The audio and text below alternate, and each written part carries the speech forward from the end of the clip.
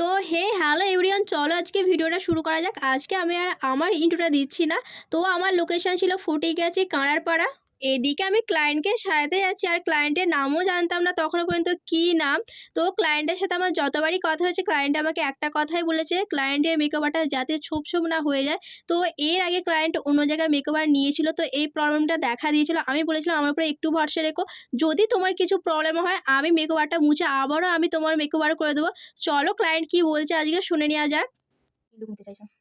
মানে খুব গর্জিয়াস নয়, একটু হালকার উপরে। চোখটা খুব টানা হবে না, মানে অল্প। আর আই মেকআপ কি হবে? মিউট না গর্জিয়াস? না মিউট হবে। ঠিক আছে, চলো। আমার মনে হয় টিকলিটা খুবই স্পেশাল, তাই দিভাই কিন্তু টিকলিটা পরতে চেয়েছিল, তো আমি পরিয়ে দিয়েছিলাম।